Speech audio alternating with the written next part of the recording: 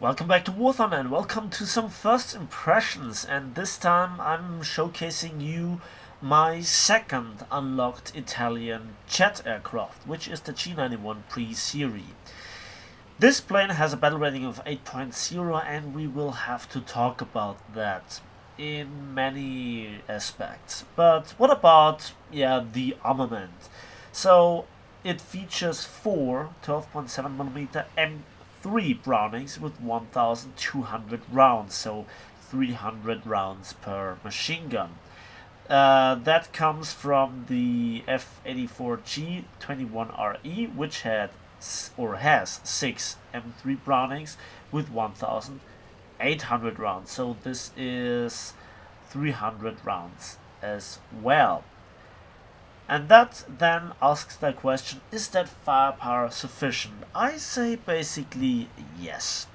So I played a few battles today with this plane, and I think I show you here the first battle that I played, and I had no idea what I was going into. And in the aftermath I will show you also the second battle that I played, and that should give you pretty much a good impression what to expect. So the usual thing is that you get your speed, do the zoom climb, and then see where it carries you. This is what I always do with my jets when I fly them out. Now with the F-84 I was kind of very keen on trying it out, maybe even to rush due to the S-bomb, which this plane, the G.91 Pre-Series, doesn't get.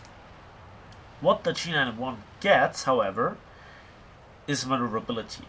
Now, I'm playing this after this plane has been so-called nerfed.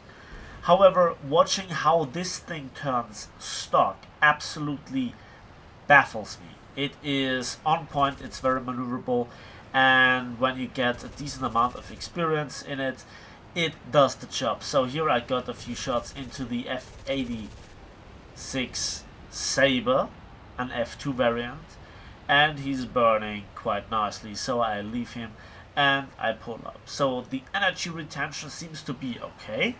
The weapons seem to be adequate. Again, this kind of guns or machine guns profit greatly from the 50 cal buff.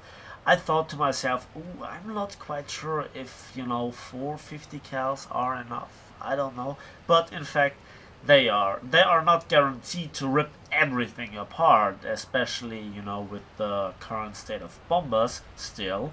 However, they do their job against fighters, and at 8.0/9.0 you deal mostly with fighters anyways.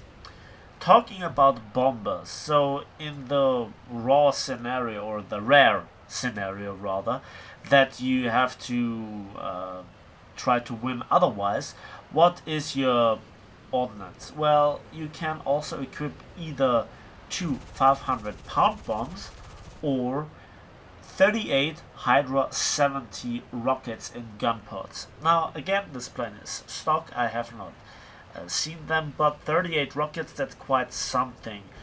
But 38 rockets, that doesn't seem like you have big rockets, because the plane overall is rather small but nimble, and it rolls really nicely. So overall, do I like the plane? Yes. So then the battle rating. Now at the end of the day, and I can say it here right now, at the end of the day, 8.0 is always a dramatic battle rating, because you have a battle rating that should say, yeah, from time to time you will get down tiered, but you don't. You always face an up tier. In every plane that I've recently, in the last few months, flown with a battle rating of 8.0, I never enjoyed a down tier, I guess, if I remember correctly, but I guess in 90% of the cases it was an up tier. So you have to face every top tier jet that there is. You have to fight MiG 17s, MiG 15s, MiG 15 buses. You also have to faced the CL13 in mixed matches, and yeah, also the Hawker Hunter. As you could see in the previous scene, I didn't have the speed to follow, I guess a hunter it was, and at 1,000 kilometers an hour or slightly above, I got the reduced speed warning. So the speed overall of this plane is nice, but it is way too slow for competing with top tier jets. But that shouldn't come as a surprise, right? The next thing is the firepower is, yeah, standard. I think, yeah, I kind of missed the two guns, but if it would be kind of a trade-off, you trade guns for maneuverability, this plane is right on the point.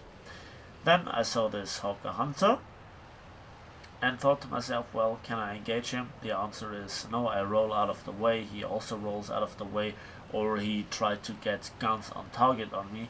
And with 303 rounds, I thought to myself, well, I'd better get back to the airfield. And now the Venom hits me critically in the engine. It is immediately orange. I tried to turn with him, but now I get very sluggish. I deny him a last final shot, and now I have to land. I immediately felt the loss of power output from the engine, so I was making a line for my airfield, and I told my team that I go back to airfield. Then I saw it on the radar, but just after I popped the air brakes to slow down. And as I was rolling towards the runway, yeah, I was shredded apart, and the AAA didn't save me. But hey, 2 kills for the first match. That's not really bad at 8.0 slash in a top tier jet battle. So while I think that the plane is not really competitive in a 1 versus 1, it performs greatly in the support role or catching enemy fighters off guard.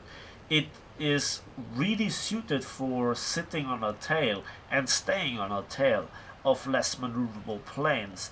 It has the controllability and to a certain degree also the right guns. So the high velocity of the M3 Brownings 50 cals is really great to get in shots, and very often it's enough to cripple a jet to render it combat ineffective. You know, when you hit the engine, the loss of power, you then can literally run him down. But how do you actually play it right now? How to go into the support role? Well, you do not participate in the initial furball or the initial race or rush maneuvers of your team, or try to avoid the rushes of the enemy teams. You just try to gain altitude. Now for top tier jets, altitude is not as important as it is for lower tier jets, and I think that should just tell you that when you require to get altitude, that then you can accelerate into a dive where you then can catch enemy jets that are already preoccupied with jets of your team. Now, yes, that is not a direct fighting way. Yes, that is not the way I want to fight with my planes. And yes, it would be really cool to just go head on with planes in a head-on engagement, so to speak, and then to outplay them, but I don't feel comfortable in this. I'd rather play smart in my jets, and when they have certain advantages, such as this one with the decent speed still for its battle rating, you really can't complain about that, and working guns, that's all I can say. It's not like premium ultra extreme armament, but it does the job if you know how to use it. It has disadvantages and advantages, and if you add up everything at the end of the day, You just have a plane that can hold itself with the team, but it's practically unable to carry a match against higher tier opponents, especially when they already have then the speed slash altitude advantage, and they're piloted by very competent players, as you will find at higher tier chats sometimes. Then I couldn't figure out a way how to defeat them, because in a head-on firepower I'm not guaranteed to do enough damage. As you could see here with the F9F Panther, I destroyed him, yes, but it was more of a very long burst that I got into his plane, and that's with a stealth belt. Yes, it was across his wing area, and yes, I took him down, but it cost me an awful amount of ammunition. But for some bizarre odd reason, I like that playstyle. I like the plane. It looks really nice, it flies nicely, and the stock grind doesn't feel all that terrible. But I have to say, for Golden Eagles I unlocked the belt. That was the first thing that I did. And I also purchased the fuselage repair. Now, after the next few battles, I already have unlocked the compressor, but I have not taken out the plane for a test flight or a test match. And for the next upgrade, I go for the airframe rather than new boosters, because the new boosters, well, the roll rate of this plane feels good enough.